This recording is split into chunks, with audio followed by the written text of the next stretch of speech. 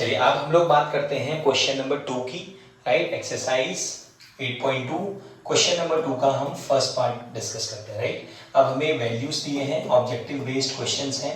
2 10 30 degree divided by 1 plus 10 square 30 degree, right. हमें values put करनी है। 2 10 30 की वैल्यू होती है 1/√3 एंड डिवाइडेड बाय 1 प्लस 1/√3 का होल स्क्वायर, राइट। जो वैल्यूज है सारी सिंपल हमें वैल्यूज पुट करनी है। ये निकल के आएगा 2/√3 डिवाइडेड 1 प्लस 1/3। जब हम इसे फर्दर सॉल्व करेंगे तो अब न्यूमरेटर वाला पार्ट तो सेम एज इट इज आएगा, बट यहाँ पे हमें एलसीएम देना पड़ेगा। तो 3 1 जा 3 एंड दैट विल बिकम 4/3।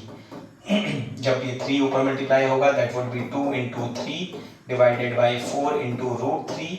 2 1 जा 2 2 जा 4 एंड यहाँ पे हमारे पास देखिए इस 3 को मैं √3 इंटू √3 लिख रहा हूँ, राइट, बिकॉज √3 इंटू √3 3 होता है। एंड यहाँ पे 2 into √3 in which √3 and √3 cancel out हो जाएगा एंड आंसर बचेगा √3/2।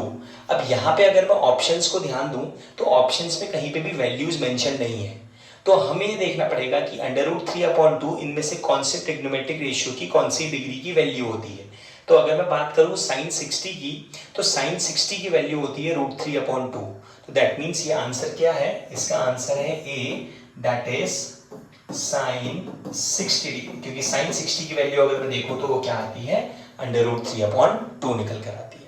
चलिए अब सेकंड पार्ट डिस्कस करते हैं। सेकंड पार्ट हमारे पास है 1 - 10 स्क्वायर 45 डिग्री।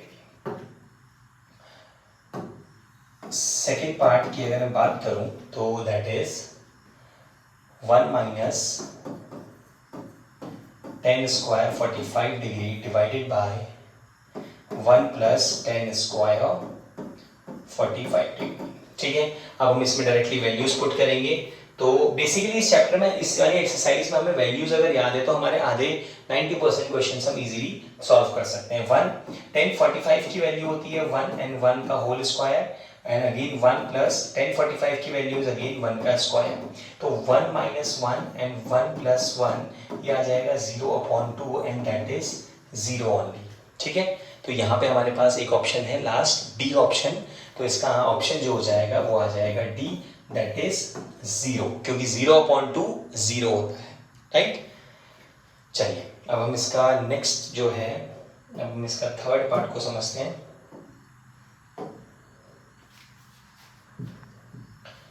अब इसका थर्ड पार्ट को अगर हम देखें, third part question is saying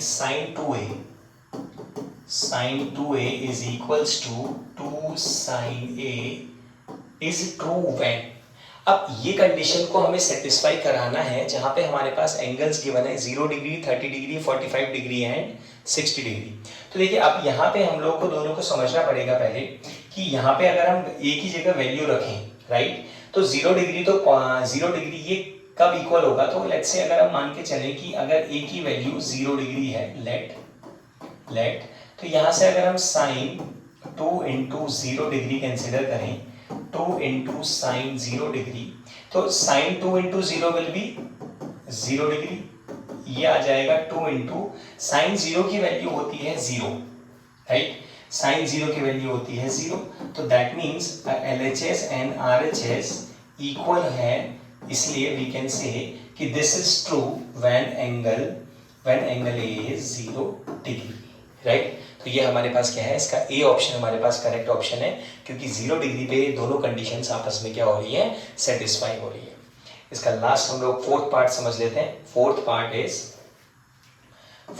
की अगर हम बात करें, ये है 2 10 30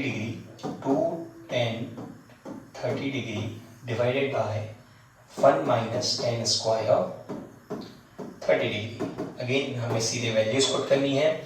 2 इंटू 10 30 इज 1/√3 का whole square, no not whole square, 30 degree में स्क्वायर नहीं है, ठीक है, अपॉन 1 - 1030 का whole square, that is denominator वाले पार्ट में स्क्वायर है।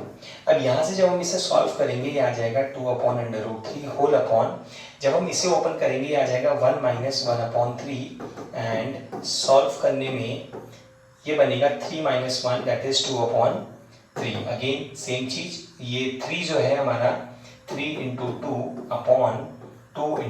× 2 से 2 कैंसिल आउट हो जाएगा। अगेन 3 को हम क्या करेंगे √3 × √3 मेंशन करेंगे एंड √3 से √3 cancel and the whole final answer will be √3।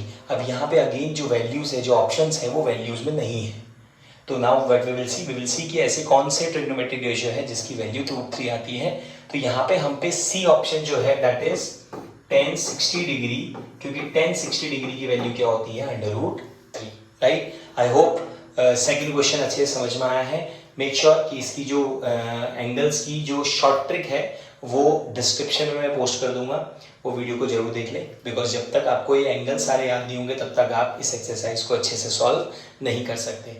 And थोड़ा सा ये चैप्टर डिफिकल्ट इसलिए बन जाता है क्योंकि बच्चे इसको प्रैक्टिस नहीं करते हैं, राइट। तो मेक श्योर आप 2-2 क्वेश्चंस जो भी आपको स्कूल में, जो भी आपको घर पे समझा रहे हैं, जिससे भी आप पढ़ रहे हैं, तो वो आप क्वेश्चंस को रिपीट जरूर करें, ठीक है। जब आप इनको रिपीट करेंगे तो ही ये आपके माइंड में अच्छे से बैठेंगे एंड तभी आप इनकी कंसेप्ट्स को अच्छे से समझ पाओगे, ठीक है। चलिए, ऑल द बेस्ट। बाकी क्वेश्चंस को डील करेंगे इसके बाद।